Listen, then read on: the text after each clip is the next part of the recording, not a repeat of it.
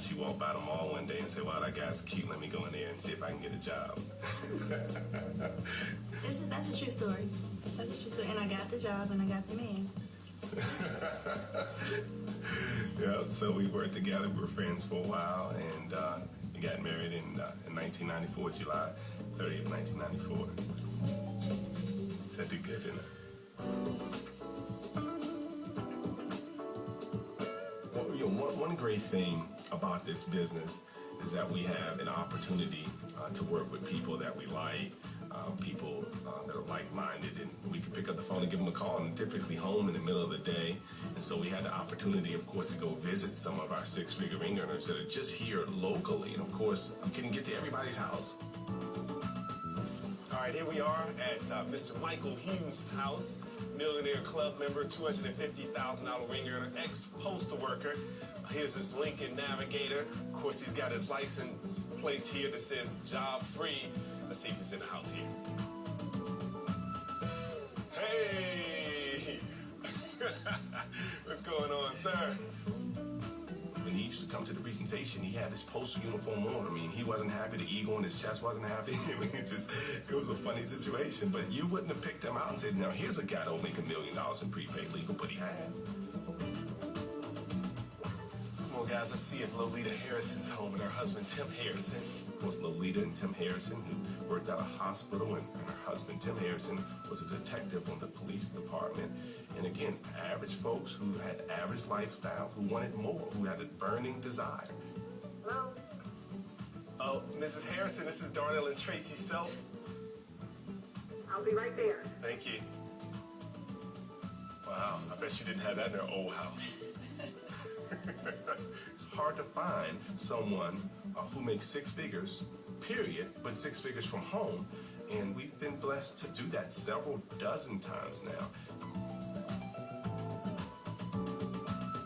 All right, well, hello again. We're at Miss Ferguson's house, another six-figure ring earner. And obviously she's accomplished a lot as well, obviously, with her big why.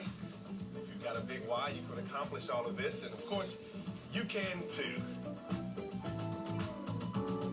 Hi, Miss Ferguson. Hey. Good to see you. Some incredible people have been put in our path, directly and indirectly. And of course, we couldn't get to everybody's house. It's incredible. It's incredible. We're excited again to be an example for so many others.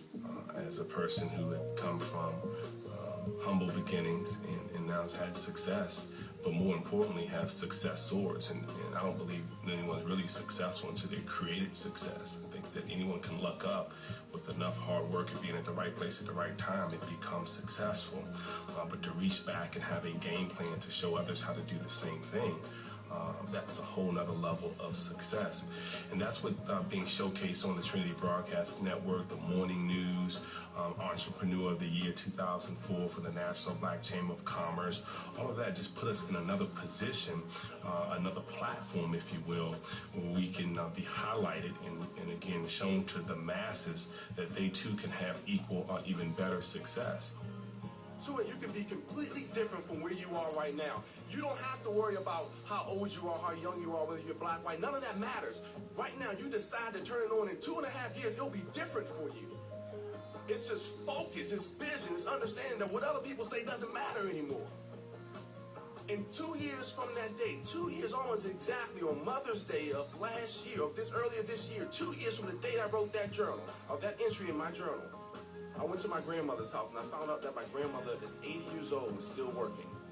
And I said, "Grandma, are you working because you have to or because you want to?" And she said, "Well, baby, I have to. I still have bills around the house. You know, I clean up at the church and I still deliver food at the cafeteria at the local school."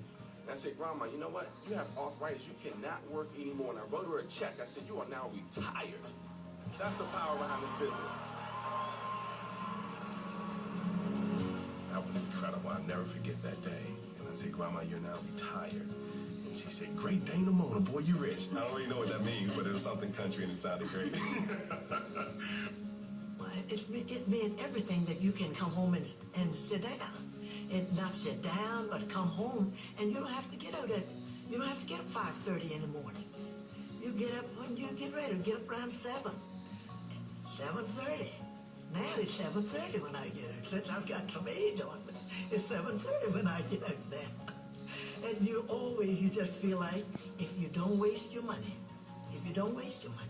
you will always have something to fall back on.